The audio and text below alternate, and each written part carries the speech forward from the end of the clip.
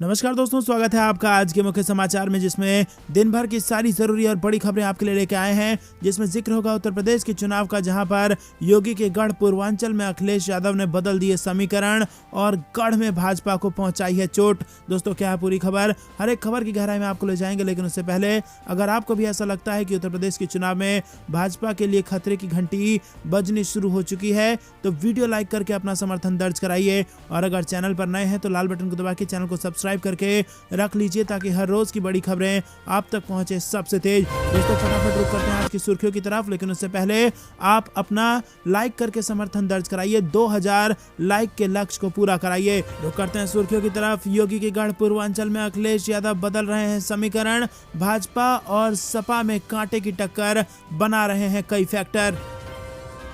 राकेश टिकैत ने सरकार को दी खुली धमकी, बोले 26 जनवरी को फिर करेंगे ट्रैक्टर मार्च। वहीं यूपी चुनाव में गरजे केजरीवाल, कहा योगी सरकार ने कब्रिस्तान बनवाकर लोगों को वहां भेजने का किया काम।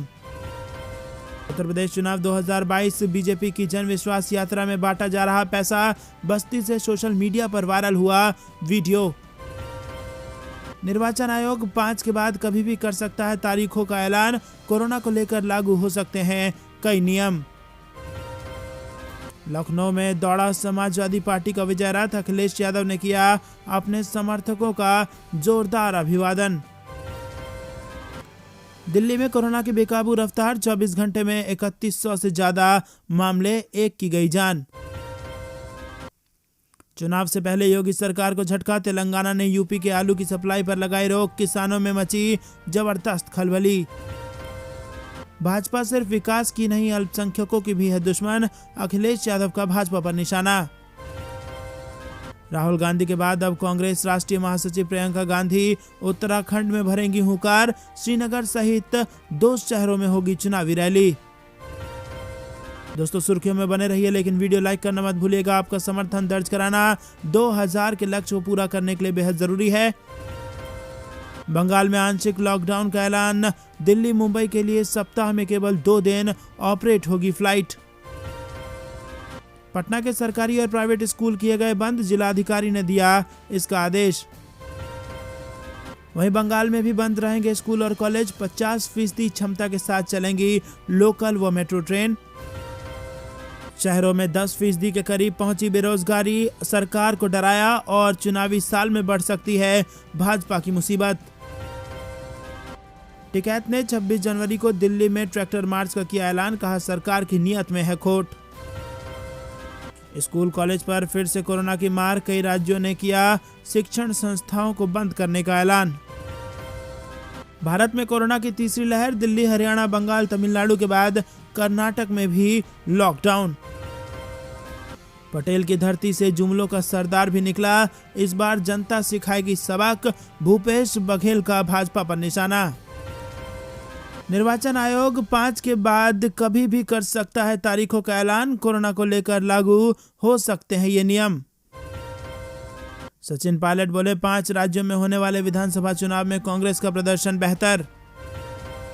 एनडीए सहयोगी और नीतीश कुमार में मंत्री मुकेश सहनी ने भाजपा को दी चेतावनी, कहा बिहार की सियासत से बेदखल होगी भाजपा।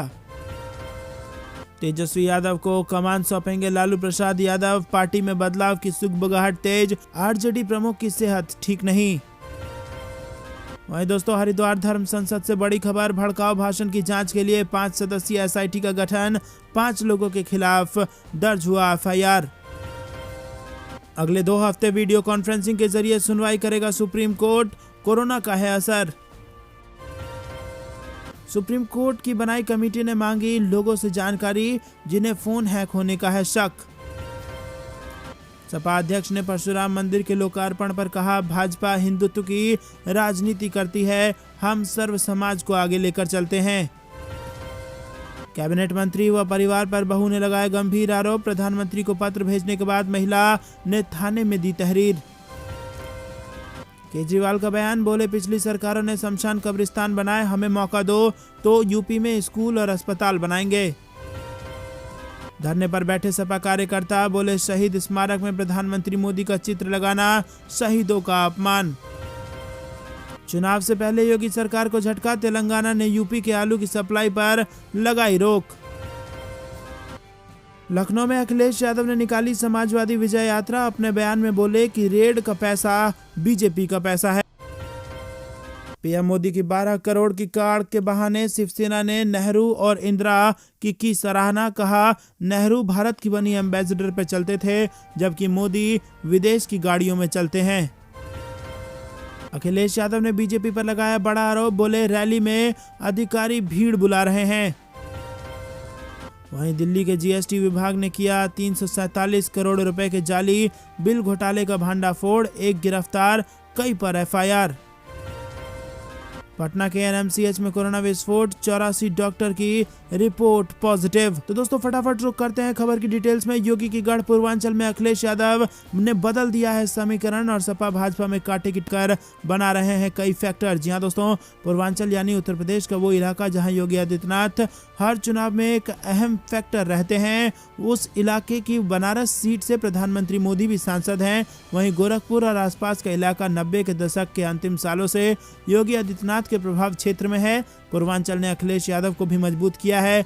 इसी क्षेत्र की आजमगढ़ से समाजवादी पार्टी सुप्रीमो लोकसभा सांसद हैं और 2022 के विधानसभा चुनाव में पूर्वांचल में हवा किसके साथ बहेगी, ये बड़ा सवाल है। और इन सब के बीच एक चुनावी सर्वे से संकेत मिल रहा है कि सपा और बीजेपी के बीच पूर्वांचल में कांटे की टक्कर है, और या फिर यूं कहिए कि भाजपा ही सपा से थोड़ा पीछे चल रही है, क्योंकि जिस प्रकार से अखिलेश यादव या फिर यूं कहिए कि समाजवादी पार्टी का ग्राफ आगे बढ़ा है, भाजपा का ग्राफ घटा है। यही अगर चलता रहा तो चुनाव के वक्त तक यहां पर निर्णायक रूप से जीत हासिल कर सकती है समाजवादी पार्टी। तो करते हैं अगली बड़ी खबर की तरफ। राकेश टिकैत ने सरकार को दी खुली धमकी, बोले 26 जनवरी को फिर करेंगे ट्रैक्टर मार्च। जी हां दोस्तों, किसान नेता राकेश टिकैत ने सरकार को फिर धमकी दी है और टिकैत ने कहा है कि 26 जनवरी को किसान फिर देश के अलग अलग जगहों पर ट्रैक्टर मार्च निकालेंगे। उन्होंने कहा कि 15 जनवरी को संयुक्त किसान मोर्चा की बैठक होगी। जानकारी के अनुसार राकेश टिकैत ने कहा कि एमएसपी को लेकर सरकार ने अभी तक कोई कमेटी नहीं बनाई है, ना ही इसे लेकर सरकार ने कोई बातचीत की है। उन्होंने कहा कि अगर सरकार ने इसे लेकर कोई बात नहीं की तो किसान तैयार हैं। दोस्तों रुक करते हैं अगली बड़ी खबर की तरफ। गरजे केजरीवाल, कहा योगी सरकार ने कब्रिस्तान बनवाकर लोगों को वहां भेजने का किया काम। जी हां दोस्तों, अरविंद केजरीवाल ने उत्तर प्रदेश में अपनी सियासी जड़ें जमाने को लेकर लखनऊ में रैली की और इस दौरान उन्होंने यूपी की पिछली सरकारों पर जमकर हमला बोला। लखनऊ के स्मृति उपवन में रैली को संबोधित करते हुए केजरीवाल ने पिछली सरकारों पर कहा कि उन्होंने यहां सिर्फ कब्रिस्तान बनाए हैं। पिछले 5 वर्षों में योगी जी ने न केवल कब्रिस्तान बनवाए बल्कि लोगों को और यूपी में कोविड-19 प्रबंधन दुनिया में सबसे खराब था। मुझे एक मौका दीजिए, मैं यूपी में स्कूल और अस्पताल बनवाऊंगा। दिल्ली के मुख्यमंत्री और आम आदमी पार्टी के राष्ट्रीय संयोजक अरविंद केजरीवाल ने मुख्यमंत्री योगी आदित्यनाथ पर हमला बोलते हुए कहा कि योगी जी ने अमेरिका की सबसे बड़ी पत्रिका के विज्ञापन पर करोड़ों रुपए खर्च कर दिए। दिल्ली में आम आदमी पार्टी के सिर्फ 106 और योगी जी के 850 पोस्टर हैं। कभी कभी मुझे लगता है कि वो दिल्ली से लड़ रहे हैं या यूपी से चुनाव लड़ रहे हैं। आम आदमी पार्टी विकास करती है, स्कूल और अस्पताल बनाती है। रुक करते हैं अगली बड़ी खबर की तरफ। बीजेपी की जन विश्वास यात्रा में बांटा जा रहा है पैसा, बस्ती से सोशल मीडिया पर वायरल हुआ वीडियो। जी हां दोस्तों, भारतीय जनता पार्टी द्वारा जनता के बीच में जाकर सरकार की योजना को बताने के लिए जन विश्वास यात्रा निकाली गई और ये यात्रा बलिया से रवाना हुई और सिद्धार्थनगर जिले से होते हुए बस्ती पहुंची। और इसी में एक वीडियो वायरल हो रहा है कि भीड़ जुटाने के लिए लोगों को पैसा बांटा जा रहा है। रुक करते हैं अगली बड़ी खबर की तरफ। निर्वाचन आयोग 5 के बाद कभी भी कर सकता है चुनाव के तारीखों का ऐलान और कोरोना को लेकर लागू हो सकता है नियम। जहां दोस्तों, चुनाव आयोग समय से 5 राज्यों में चुनाव कराने की तैयारी में तो है और लेकिन ओमिक्रॉन के खतरे को देखते हुए कोरोना प्रोटोकॉल का सख्ती से पालन सुनिश्चित करने का निश्चय भी किया गया है और इसी के साथ कभी भी हो सकता है तारीखों का ऐलान। रुक करते अगली बड़ी खबर की तरफ। राजधानी लखनऊ में समाजवादी पार्टी का विजय रथ दौड़ा और अपने चुनावी प्रचार अभियान में सपा के राष्ट्रीय अध्यक्ष अखिलेश यादव ने अपने समर्थकों का जबरदस्त अभिवादन किया। उत्तर प्रदेश में आगामी विधानसभा चुनाव को लेकर सारी राजनीतिक पार्टियां चुनाव प्रचार में जुटी हुई हैं। चुनाव आयोग ने सभी सही समय पर चुनाव कराने का संकेत दे दिया है और ऐसे में समाजवादी पार्टी ने अपना चुनाव प्रचार अभियान तेज कर दिया है। रुक करते हैं अगली बड़ी खबर की तरफ। दिल्ली में कोरोना की बेकाबू रफ्तार, 24 घंटे में 3100 से ज्यादा मामले। जी हां दोस्तों, दिल्ली में 29 दिसंबर को कोरोना के 923 केस दर्ज हुए थे। इसके बाद 30 दिसंबर को 1313 केस, 31 दिसंबर को 1796 केस आए। लेकिन नया साल शुरू होते ही अचानक संख्या में बड़ा उछाल देखने को मिला। 1 जनवरी को दिल्ली में 2796 केस आए, जबकि 2 जनवरी को ये रिपोर्ट 3194 केस पर पहुंच गई है। जी हां दोस्तों, बम्पर उछाल देखने को मिल रही है कोरोना की बीमारी में। रुक करते हैं अगली बड़ी खबर की तरफ। चुनाव से पहले योगी सरकार को झटका, तेलंगाना ने यूपी के आलू की सप्लाई पर लगाई रोक, किसानों में मची बड़ी खलबली। जी हां दोस्तों, तेलंगाना में उत्तर प्रदेश से आलू के आयात पर रोक देने के बाद आगरा के किसान और कोल्ड स्टोर मालिक परेशान है। उन्होंने बताया कि अगर तेलंगाना ने आलू की खरीद को रोक दी तो मुसीबत हो जाएगी। रुक करते हैं अगली बड़ी खबर की तरफ।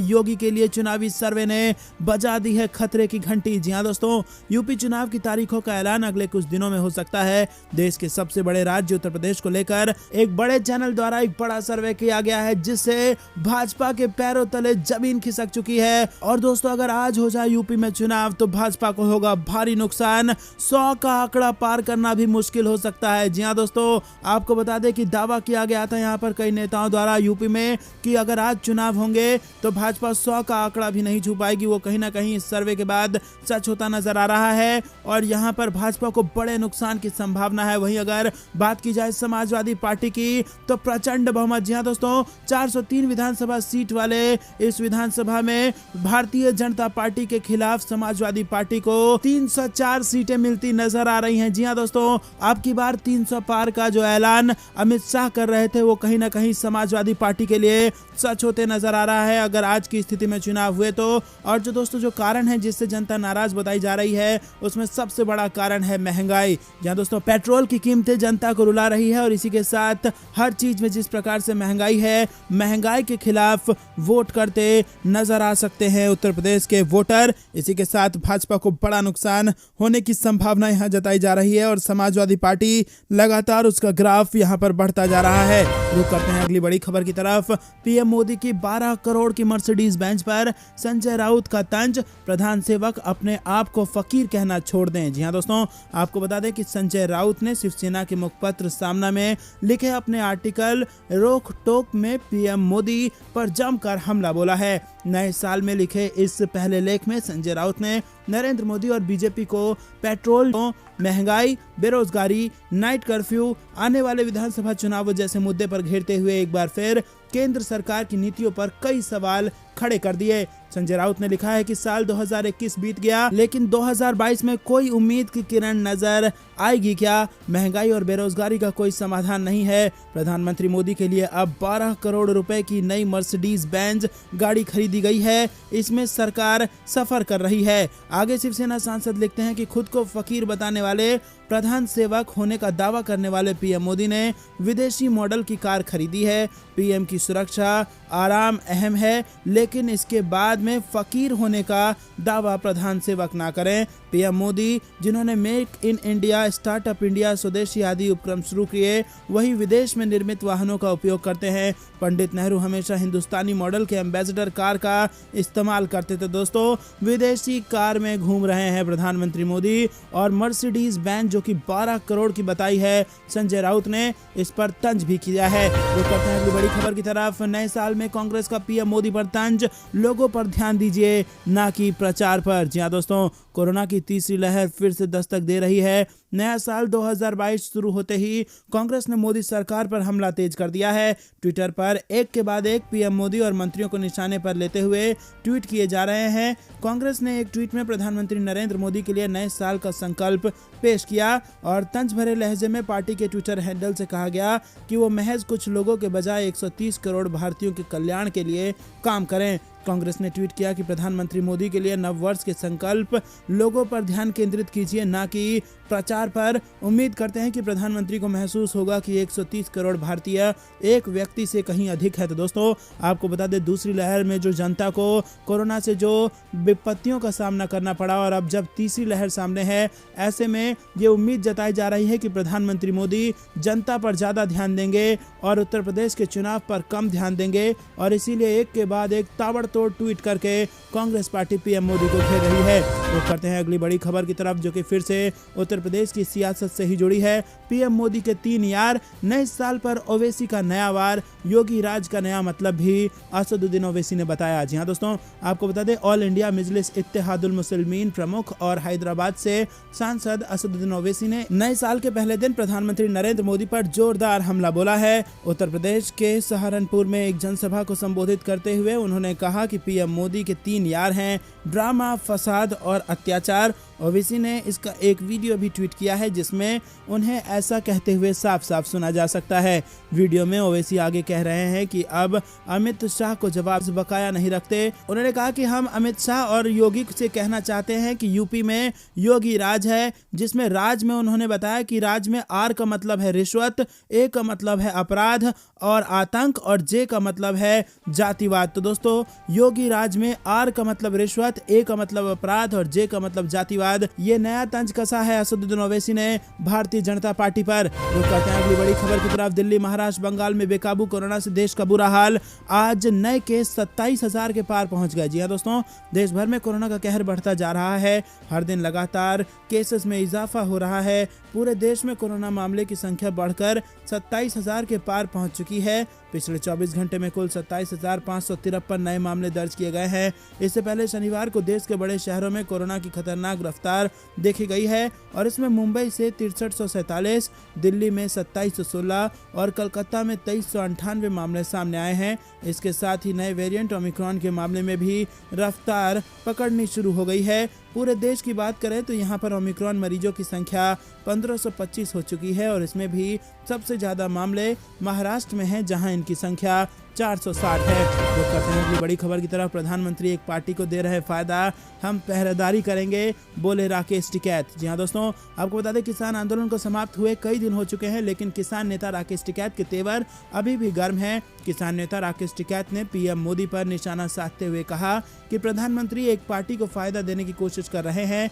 साथ ही उन्होंने कहा कि हम इसकी पूरी तरीके से पहरेदारी करेंगे। किसान नेता राकेश टिकैत पिछले दिनों उत्तराखंड के दौरे पर थे, और अपने उत्तराखंड के दौरे पर किसान नेता राकेश टिकैत ने पत्रकारों से बातचीत करते हुए कहा कि भारत के प्रधानमंत्री एक पार्टी को फायदा देने की कोशिश कर रहे हैं। हम पहरे पर बैठे हैं। यदि प्रधानमंत्री एक पार्टी को फायदा देंगे तो हम उसका पुरजोर विरोध करेंगे। प्रधानमंत्री सबके हैं, पूरे देश के हैं, और इस पर पूरी निगाह रखी जानी चाहिए। तो करते हैं अगली बड़ी खबर की तरफ। आम आदमी पार्टी कल के लखनऊ में महारैली। जी हां दोस्तों, आपको बता दें, उत्तर प्रदेश में 2022 में होने वाले विधानसभा चुनाव में आम आदमी पार्टी भी जोरदार तैयारी के साथ उतर रही है।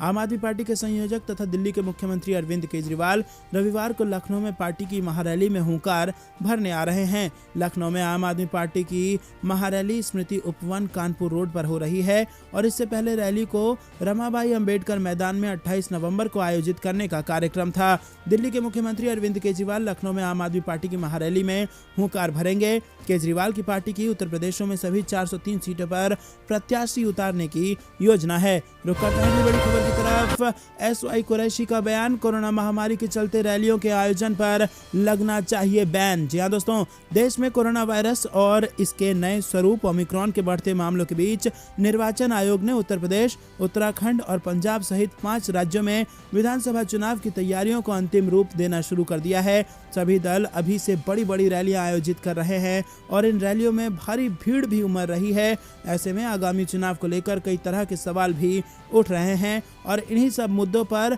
पूर्व मुख्य निर्वाचन आयुक्त एसवाई कुरैशी ने कहा है कि चुनाव की तारीख घोषित होने के साथ ही कोरोना महामारी के चलते रैलियों के आयोजन पर बैन लगा देना चाहिए। रुक करते हैं अगली बड़ी खबर की तरफ। दिल्ली में 10 साल से पुराने वाहन अब सड़क पर नहीं दिखेंगे, सरकार ने रद्द कर दिए रजिस्ट्रेशन। जी हां दोस्तों, दिल्ली सरकार ने शनिवार को 10 साल पुराने 1 लाख से अधिक डीजल वाहनों का पंजीकरण रद्द कर दिया है, जिससे उनके मालिकों के पास या तो इसमें इलेक्ट्रिक किट फिट करवाने या अन्य राज्यों में बेचने का विकल्प है। अधिकारियों ने इसकी जानकारी दी है। दिल्ली परिवहन विभाग के एक वरिष्ठ अधिकारी ने बताया कि आने वाले दिनों में 15 साल से पुराने पेट्रोल वाहनों का भी पंजीकरण रद्द किया जाएगा। उन्होंने कहा कि ऐसे पुराने वाहनों की संख्या 43 लाख से ज्यादा होने का अनुमान है, जिसमें 32 लाख दोपहिया और 11 लाख कारें शामिल है। परिवहन विभाग ने चेतावनी दी है कि अगर 10 साल पुराना डीजल वाहन या 15 साल से पुराना पेट्रोल वाहन सड़क पर दौड़ता हुआ पाया गया तो उसे जब्त कर स्क्रैपिंग के लिए भेज दिया जाएगा। अधिकारी ने बताया कि 10 साल पुराने 1 लाख से ज्यादा डीजल वाहनों का दिल्ली सरकार ने पंजीकरण रद्द कर दिया है। उन्होंने बताया कि अब उनके पास 2 विकल्प हैं कि वो अपने वाहनों में इलेक्ट्रिक किट फिट करवाएं अथवा एनओसी लेने के बाद उसे दूसरे राज्यों में बेच दें। परिवहन विभाग के एक वरिष्ठ अधिकारी ने बताया कि 15 साल से अधिक पुराने वाहनों का पंजीकरण आने वाले दिनों में रद्द कर दिया जाएगा। उन्होंने कहा कि ऐसे पुराने पेट्रोल वाहनों की संख्या 43 लाख से ज्यादा होने का अनुमान है, जिसमें 32 लाख दोपहिया और 11 लाख कारें शामिल हैं। तो दोस्तों, ये थी दिन भर कुछ बेहतरीन और बड़ी खबरें। तक बने रहने के लिए बहुत बहुत धन्यवाद। देख रहे थे आपका अपना चैनल। जय हिंद, जय भारत।